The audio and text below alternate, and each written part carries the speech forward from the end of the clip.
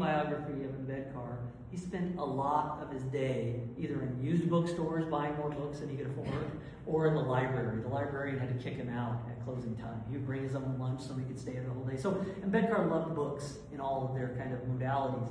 So there was a student from India who I saw daily, always with a pen and paper. He was reading Dewey's articles. We pondered together these ideas. He recopied the class notes after each lecture. Whenever he read some to me, it sounded like Dewey himself was talking. If you know anything about Savita Ambedkar, Ambedkar's second wife, she has a story she told her biographer, Vijay Sarwade, that Ambedkar used to, even in the 50s, impersonate his teacher Dewey. So he was good at the mannerisms and such, probably boring mannerisms. So anyway, back to Adler Bloom. She then writes, he also showed me his attached comments, these are my italics, searching for a bridge between Dewey and Buddhism.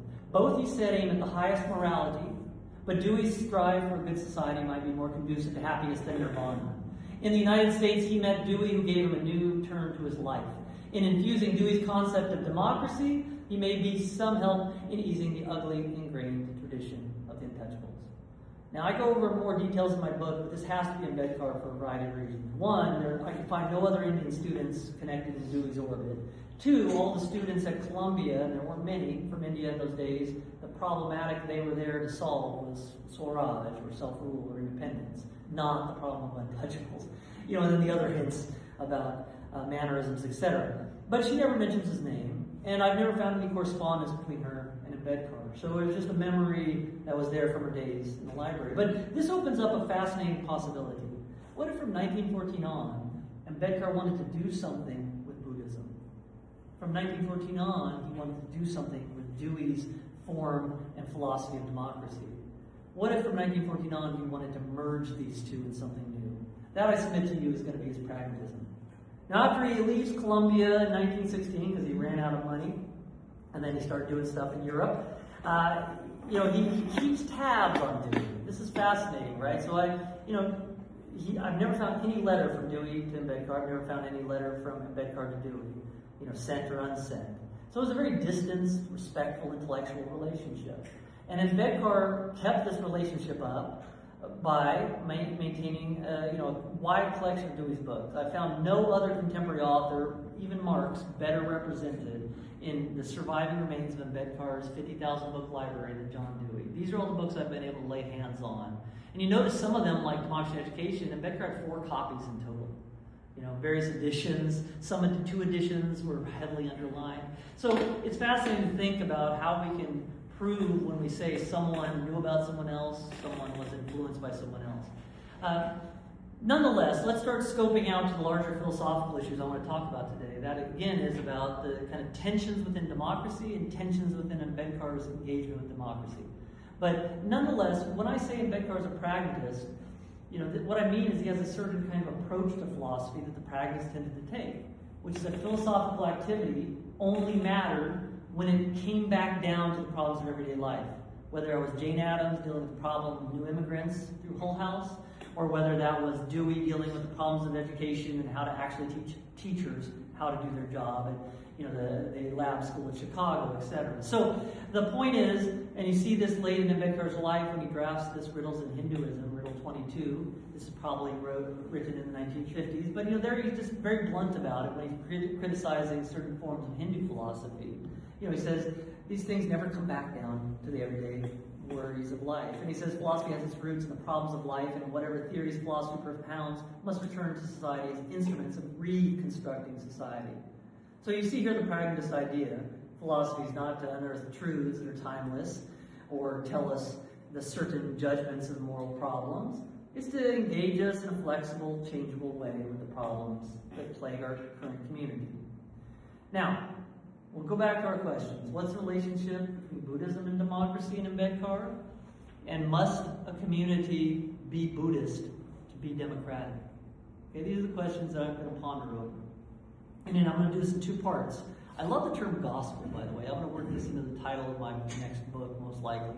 But Ambedkar loved this term. He would talk about certain philosophies in the Hindu tradition as the gospel of darkness or the gospel of inequality. Okay, Manu bears this label at one point. He would talk about the gospel of Buddhism. That was the first draft of his Buddhist Bible. The Buddha and his Dhamma was the Buddha and his gospel. So he was intrigued by this term, partially because it has a Christian lineage. It's iconoclastic. It kind of shakes up. When you start applying these Western terms to the Indian context, you wonder if this is appropriate or accurate or what's going on. So I like this term too. I don't use gospel that much, but so let's take part one as the gospel of social democracy, and the second part is the gospel of Buddhist democracy. So the gospel of social democracy. One thing that's often said about Ambedkar is that he believed in a wide notion of democracy. And if you look at his relationship with Dewey's thought, you see that they both have this kind of common appreciation for democracy as an ideal to aim for, and as an ideal that comes into fruition in everyday life. It's not impossible to actually bring into existence. Okay, so it inspires us. It's something that we can actually attain and continue to be inspired by. So look at it as an ideal. In The Annihilation of Caste, he's very straightforward. He says, look, what kind of community do you want to form? He says, my ideal would be that of social democracy, and he operationalizes it in The Annihilation of Caste. He says it's going to have three ideals: liberty, equality, and fraternity. Now, this is in English. That text was in English, so this is not a translation issue. And Ambedkar is using the motto of the French Revolution. Now he's probably read this at various points in his life, but I know for a fact he heard it in April of 1916 because Dewey mentions this in his lectures to Ambedkar, Husserl, and others, and then moves on. Dewey didn't make much of these three values.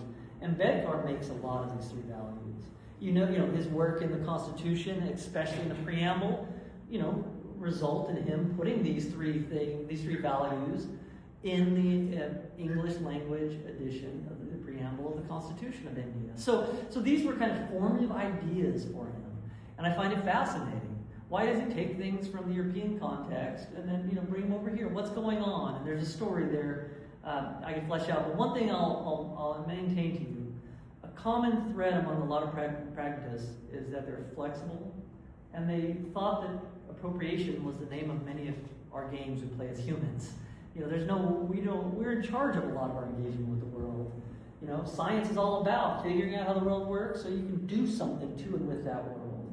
Okay? So, taking concepts from the West and applying them in India, there's no sin to that. It's the use that proves this tree. Just like Westerners taking concepts from India and using them. So Ambedkar very much was this kind of constructivist pragmatist that saw no harm in altering or leaving behind parts of the past that no longer suited you. Again, in Annihilation of Caste, he spells out this ideal. And fraternity becomes a key part, right? So you see here, fraternity, which is another name, love of one's fellows, is another name for democracy itself. And here he famously says one of his favorite lines, right? Democracy is not merely a form of government, it's a mode of associated life. It's a way of enjoying communicated experience. It's essentially an attitude of respect and reverence towards fellow men. Now, if you're like me and you're fanatically, into reading boring thinkers like John Dewey, you recognize part of that quotation from John Dewey's Democracy and Education. And you see, and this is in Ambedkar's 1916 copy of Dewey's book, which Ambedkar ironically didn't get when he was in New York. You see from the opening part of the book, the cover leaf, Ambedkar says London, January 1917. So we got this after his time with Dewey.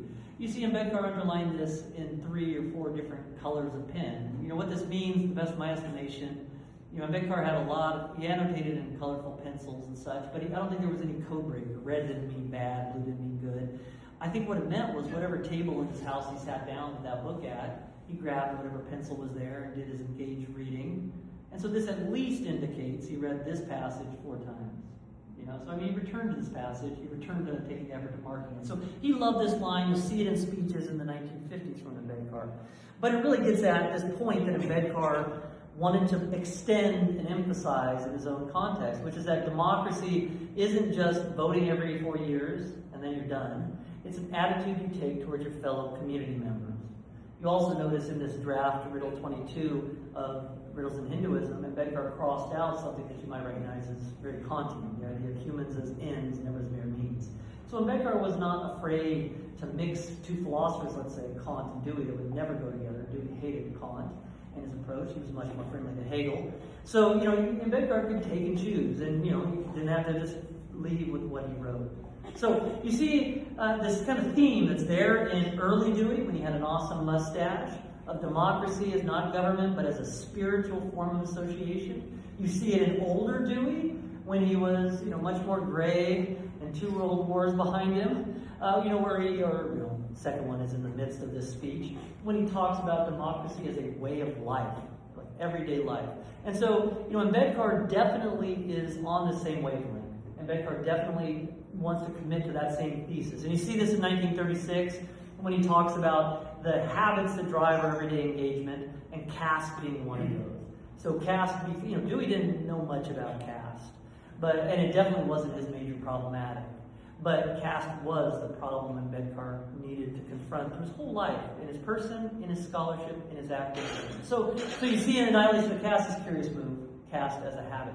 You also see the solution being caste in the same kind of terminology. So in Annihilation of Caste, again, this English language speech, Ambedkar says all this reform that we're looking for when it comes to battling caste oppression is going to relate to changes or alterations in concepts, attitudes, the way people see each other. They see each other as a bearer of this group label, or as just a human like I am. So this kind of psychology, this kind of political notion of democracy as involving attitudes, comes together, in Ambedkar in unique ways. So for instance, in 49, after he had finished his part of drafting the Constitution, you get this, his speech, famous speech, where he says, we got a political democracy, but we need to always pay attention to the social aspects of democracy. Because if you don't have that, the Constitution won't mean anything. And what does he say social democracy means? It means a way of life that is animated by those 3 values. Seeking equality, seeking liberty, and seeking fraternity or fellow love. Okay? And you see even in, some of his corrections, again, to that riddles part, to the side, he says again that, this is, people just don't notice the attitudinal aspects of government. Government structures give you certain attitudes. They also require certain attitudes to get off the ground. And so he's really focused in on this, extended pragmatist theme that a lot of pragmatists share, that our habits, our group customs, matter a lot in these kind of important realms of our life. Now, later in his life, you notice in the Constitution, justice comes in there next to those 3 values.